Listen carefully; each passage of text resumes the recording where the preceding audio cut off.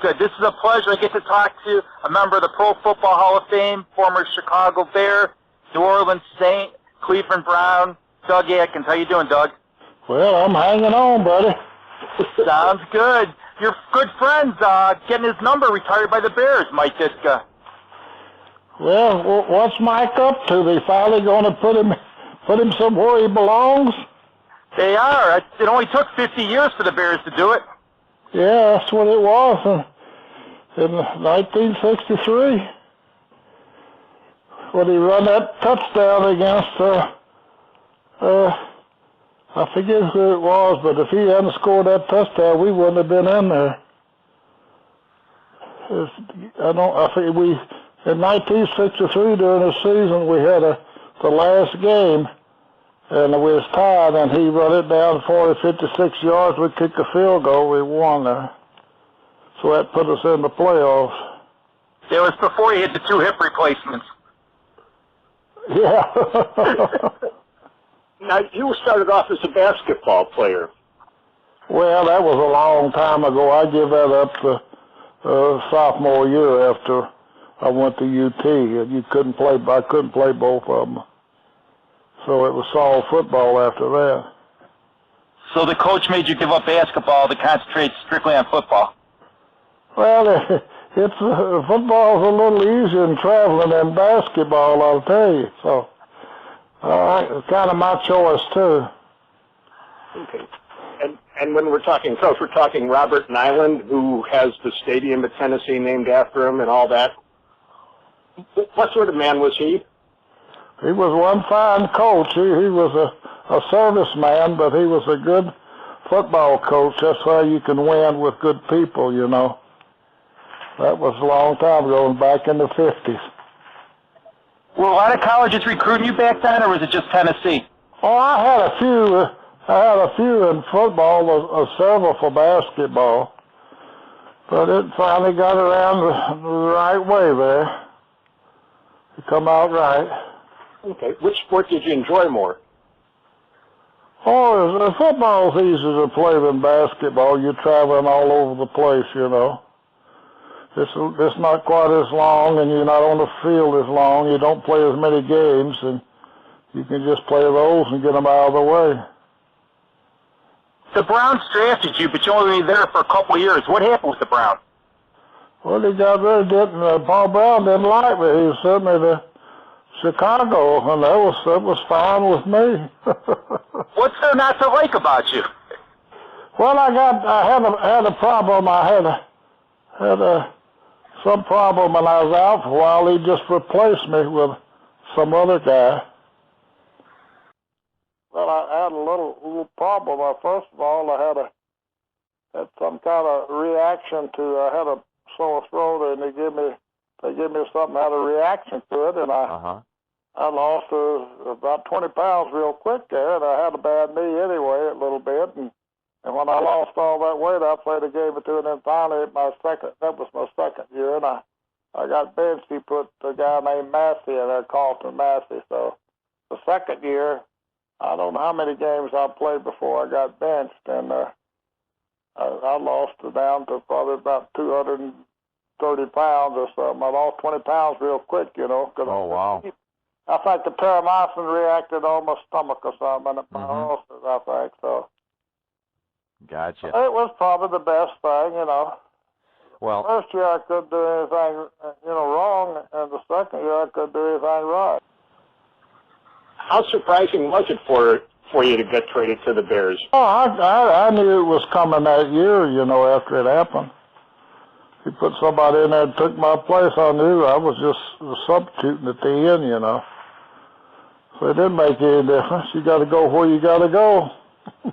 what was George Halas like to play for? Well, it's a little different, George.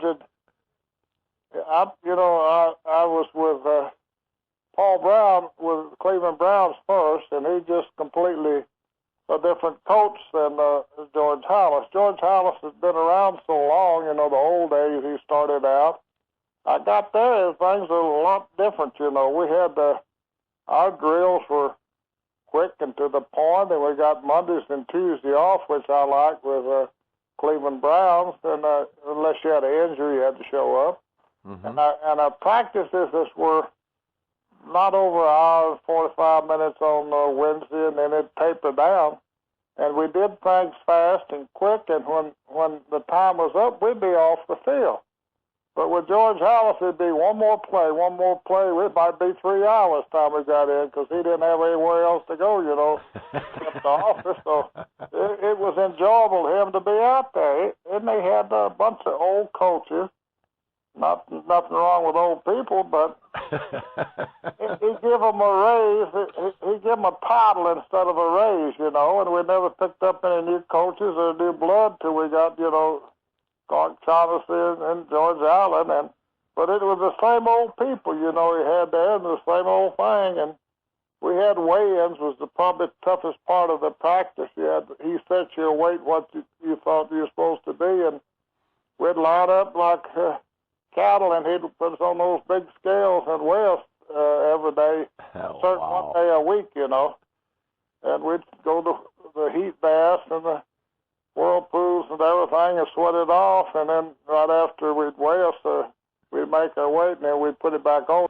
We had that little, at Wrigley Field, had a small dress room downstairs, and then you went upstairs to get taped and everything, a little room up there. And during a halftime one of the games, we always got a Coke. He gave us a Coke at halftime, so we had a Coke.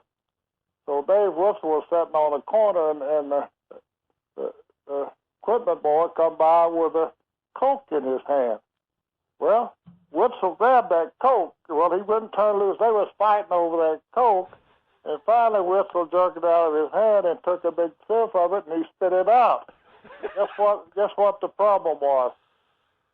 Well, that Coke had bourbon in it of some kind, and it was mixed, and he was carrying it to George Halas. That was his drink during the halftime. Intercepted it. Well, that's the best interception he ever made. You guys had a great defense. I mean, you had that middle linebacker, Bill George, who was just fierce. Right, Bill. We had a good bunch of people up there, and when we got George Allen, it helped us a lot better. How did George Allen help you? George Allen? Yeah, what did he do that made the difference? Well, he did a little different. He put us in different positions, and they didn't change a whole lot of things. Well, you got to change it at times, but you just can't 1 week do this and 1 week do something else. We got in this basic defense, and we had twists and things there we could do off of that instead of when we had the other coach there, he had all this stuff here. We take all day to write it down. He had you going four places in one play. It's hard to do. Yeah, George Allen was a fine coach. Did you have a preference, left side versus right side? No, just where they put you, it don't make any difference. What was George Halas like? Oh, well, he'd been in there for a long time, and he had kept some of the old coaches, and I don't know, it's kind of tough for him to keep on going and doing the same thing, They needed to get some new people in there. They started getting them in there, started playing better. I know George Halas had you guys under tight control. Didn't he have, investigators following you guys? He sure did. He had the Burns Detective Agency following us. He followed us after we left there. He just followed us as we went home. He followed us home. If he thought we was going somewhere else, he'd follow us there. Did you know you were getting fouled, or you found out later on? Yeah, we found out later on. Somebody told us.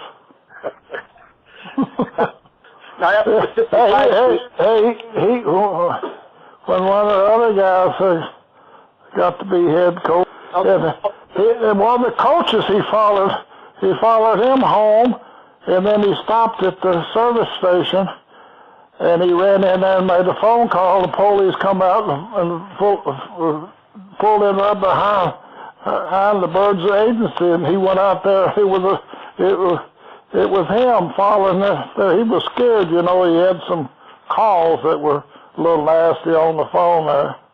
Jim Dooley was the head coach.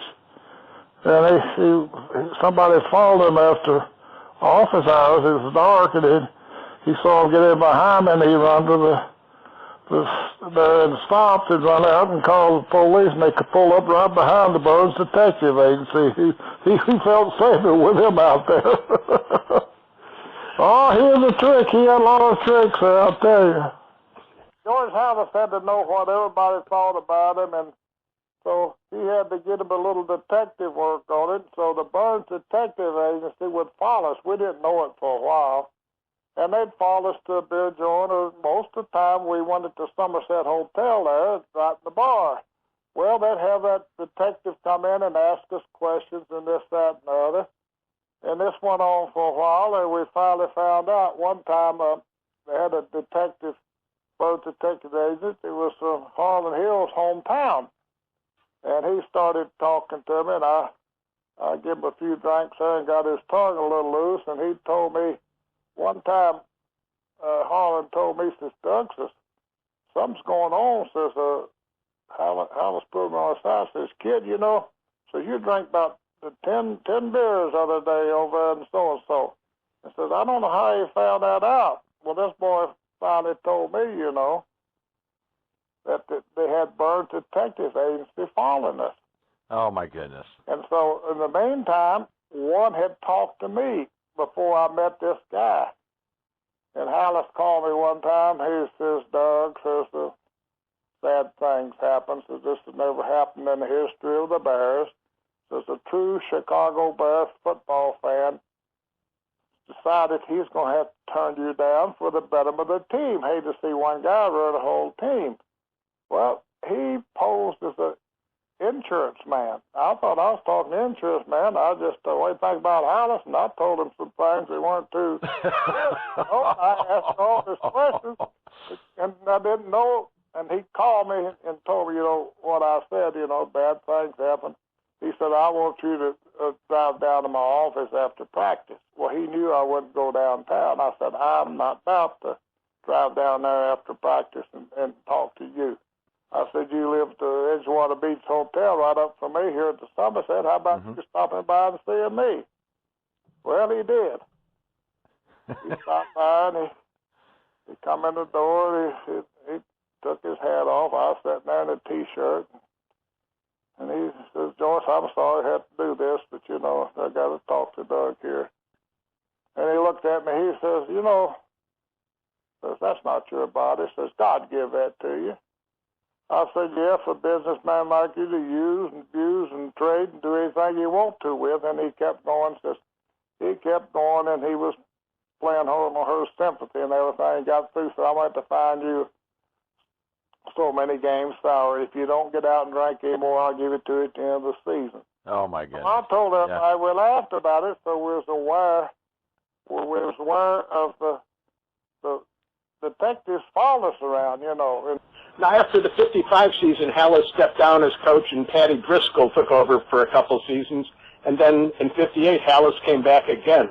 Did you wonder what's going on with this guy? Well, we didn't wonder. We just took what we had. We didn't have time to wonder about anything. We just had to play the game to what he wanted us to. I didn't pay much attention to that. After we got out of there, we went out on our own, and that's what we want to. We didn't worry about that lot. It was good enough to get off the field. We had to go back. We did our work, and we didn't pay much attention about what he was doing. I didn't. You have to do it so you don't even worry about it. Now, you guys had some pretty good seasons before 1963. Yeah, we had pretty good ball players from time to time, I guess. Did you know heading into 63, though, that could be a special year? No, you don't know. You just play. Sometimes you think you're going to play good, you play bad, and sometimes you think it's opposite, you know. You can't tell what's going to happen. So was there much build-up for the championship game against the Giants in 63? Certainly not the way it is for the Super Bowl today. Yeah, I don't know. We just did what they told us, and that's all we do. And then we get out there, and then it's our time that we get back. That we won there. We like to lost in the last. That guy missed a pass right in his hand there. And I don't know. It's just the stuff. We won it, and that's good. Yeah, and you handled Y.E. Tittle there. Yeah, Tittle, we got to him a few times. When Dick Butkus joined the Bears, how did he compare to Bill George? It's hard to compare. We don't know exactly what they're supposed to do on each play, so you couldn't look at what they're supposed to do and then still judge them. You could just judge them what many tackles they made or something, but that would take coaches in there to look at it for hours and hours and see who graded out the best. We didn't have time to do that. I didn't think much about who played what and who did what. It was just the final score. You had some battles with Bob Sinclair, though. Both you guys are, what, 6'8"? St. Clair is 6'8". I'm 6'7". He's taller than me. We measure every time we meet. Well, I'm short down now since all operations and legs are shortening and everything. Maybe in a couple of years he'll shrink some more and you'll overtake him. Who's the toughest guy you went up against? Well, that's Parker from Baltimore. He was tough. Jim Parker. He's a real tough player. We had a pretty good time out there together. The first year I beat him pretty bad, and he got a little smarter. He weighed about 290, you know. And he had a good team with him, Baltimore, Unitas, and a good blocking line. You had to go through him because there wasn't nowhere else to go. They were doing their job, too. We had tough times with them. Now, you left Chicago to go to the New Orleans Saints. Right. And you wanted to trade. Why was that? I don't know. It got a little tiresome there, so that's what he wanted to do, and I just decided to it. I enjoyed that. I had three good years there. Got hurt the second year. I got a little injury there. I enjoyed it playing there. Had a good coach, and it was different. Well, we had a pretty good team. We played pretty good, but we didn't have enough players to do that good in New Orleans there. We had some pretty good players to do things, but we just weren't quite good enough. Was the nightlife better in New Orleans or in Chicago? I don't know. It's probably better in Chicago, I guess, because you get more trouble in New Orleans than you did Chicago. It's a little tougher there at places. Well, during season, you don't get much of a chance to do that. It's all after season. What was your favorite Ditka story? I don't look at no. Well, the one that I got was something about Ditka out in San Diego or something, and we were the first team wasn't in when the first offensive team had it. We put some subs in there, and they was playing against Ditka, and they had a little mix-up there about him catching. I don't know exactly how it goes, but they got into a little fisticuffs there for a while. It's a little defensive halfback. Ditka hit him, he'd break his neck. They stopped that real quick. He didn't mean to. Just a little get together. I think he got a little close on the receiver or something, hit him before the ball got there. And we was all hollering at Ditka, you know, and that made him mad, see. Had a little action there, and then it went away. All right, we were, you know, when we worked our defense, they put a dummy, you know, don't put a first string out there working dummy against it, you know. Okay. Ditka wasn't the dummy? But we were working, the regular defense was on the sideline. Our substitutes were in there working against the offense. Okay. And they got a boy named Moon Mullins. He was Mr. Beacom's son-in-law. And he was up there, Moon Mullins. That's what we call him. And he was a little defensive halfback. So we noticed that there's a little skirmish between Moon and Ditka. And we was cheering Moon Mullins on, hollering, get him, Moon, get him, Moon. Well, they had a little encounter there. And I think Moon swung at him or hit at him or something. And then the Ditka swung at him, and he dodged it, and Ditka fell down. And it looked like he had punched him, you know. His hands were going when he swung. And Ditka went down just flat. And so we gave it to him. And Ditka jumped up and said a little off-color word and walked off. And my mother weighed 180 pounds, and big old Ditka about 220. That was fun. What was it like when you went in the Hall of Fame? How did you feel? Oh, it was okay. I had to wait a long time, but it didn't make any difference. I guess it's okay. You don't have to make them. It'd be good if you could, so you don't worry about it a whole lot. Why did they make you wait so long? Did you ever give you a reason or no? I don't know. People got different ideas. You know, because sometimes they like people better than others, and I don't know. It's just like, why did Ditka have to wait so long for anything? He should have got it right after it happened. And he was a good football coach too. We needed him when Halas was there with his group. He had some good stuff. Was Halas that tight with money? Well, you know, back in those days when he started, I didn't realize it too much till I started reading a few books, and when I did, it was awful tough what they had to do back in the old days, and he really had it tough. He liked to lost the club a few times, and he had to work, and his whole family had to work, and it was really a tough thing to do. And he had about three brothers, I believe, and we all lived in the same place. They was married, and then they worked all the time. He worked and borrowed money and just about didn't get it back paid for. He had lost it, so it was a tough story there back in there. I could understand it after you get out and read things that happened to him. One thing that happened to him in one of the books, he was working and doing something, and after work, he was going to play a baseball game somewhere out of Chicago. Somewhere had to go out on cross some water in the boat, and he played on the team, and he couldn't make it to get on the boat. The boat took off, and it sunk, and all of them died that day. It was in one of the books. There's lots of them, and I read that one. So it saved his life for not being able to go. Wow. There's a working group of people. I understood it after I read some of the books. Now, a couple places that did like you were Tennessee, where they retired your number 91, and New Orleans, where the Saints retired your number 81. Yeah, it don't make no difference. I guess they get their favor. Well, no, they retired mine, and then when they sold it to the other owner, he took it off. He started again. He gave it to somebody else.